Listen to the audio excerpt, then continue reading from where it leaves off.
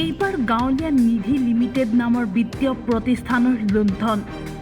নিজকে মন্ত্ৰী বিধায়কৰ ঘনিষ্ঠ বুলি জহাই ফুৰা প্ৰবঞ্চক নুৰুল ইছলামে লুটিলে কোটি কোটি টকা। বিত্তীয় প্ৰতিষ্ঠানটোত অংশীদাৰ কৰাৰ বাবে বহুজনৰ পৰা ধন সংগ্ৰহৰ অভিযোগ।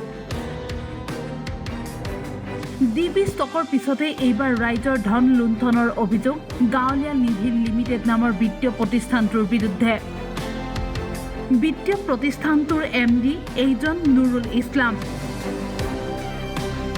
নিজকে মন্ত্ৰী বিধায়কৰ ঘনিষ্ঠ বুলি জহাই ফুৰি গৰৈমাৰী অঞ্চলত ত্ৰাসৰ সৃষ্টি কৰি অহাৰো অভিযোগ উঠিছে এইজন নুৰুল ইছলাম আৰু তেওঁৰ পুত্ৰ চেলিমুল ইছলামৰ বিৰুদ্ধে। দুই পিতা পুত্ৰই মিলি ভুৱা প্ৰতিষ্ঠান খুলি লাখ লাখ টকা সংগ্ৰহ কৰি কেইবাখনো নামী দামী গাড়ী ক্ৰয় কৰি বিলাসী জীৱন কটোৱাৰো অভিযোগ উঠিছে। গৰাইমাৰী গাঁৱলীয়া নিধি লিমিটেড নামেৰে এখন বিত্তীয় প্ৰতিষ্ঠান খোলা হয়। তাত আপোনাৰ MD হিচাপত আজি যিজন আপোনাৰ মই যাৰ ওপৰত ইজাহাৰ কৰিলোঁ নুৰুল ইছলাম, তেখেতৰ লগত 2021 চনৰ পৰা আমি গাঁৱলীয়া নিধি লিমিটেড এখন বিত্তীয় প্ৰতিষ্ঠান খোলোঁ।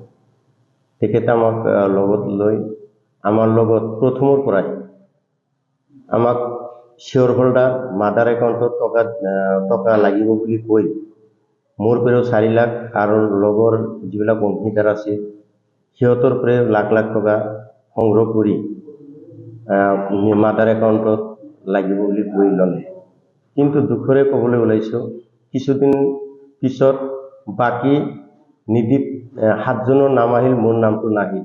নোহোৱাৰ পিছত মই আকৌ তাক ক'লোঁ যে বাকীখিনি নাম আহিল, মোৰ কিয় নাম নাই? মই ইতিমধ্যে 4 লাখ টকা দিছোঁ, কিয় নাহিল? পিছত সি ক'লে যে টেনশ্যন নল'ব, আমি অচিৰে এইটো কৰি আছোঁ, মানে এইবাৰ আহি যাব নাম। পিছত মোৰ পৰা সেই নাম সোমোৱাৰ কাৰণে শ্বেয়াৰ হোল্ডাৰত আকৌ মানে 50,000, 1 লাখ এনেকৈ লতে 3 লাখ টকা ল'লে। তথাপি নামটো নাহিল। মাদাৰ একাউণ্টত টকা দিয়া নাই, কমপ্লিট টকাখিনি সি আত্মসাৎ কৰিছে। লগতে আমাৰ যিখিনি সতীৰ্থ অংশীদাৰ আছিল সিহঁতৰ পৰা এনেকৈ লাখ লাখ টকা সি লুণ্ঠন কৰি ল'লে। কণ কণ ছাত্ৰ ছাত্ৰীৰ নামতো ভুৱা একাউণ্ট খুলি লাখ লাখ টকা সংগ্ৰহ কৰাৰ অভিযোগ উঠিছে বিত্তীয় প্ৰতিষ্ঠানৰ MD নুৰুল ইছলামৰ বিৰুদ্ধে।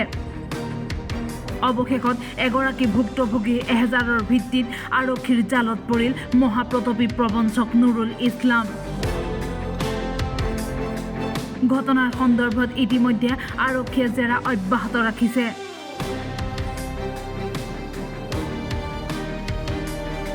কুন্তলীৰ পৰা ৰেজাউল কবিৰৰ ৰিপৰ্ট, টাইমি।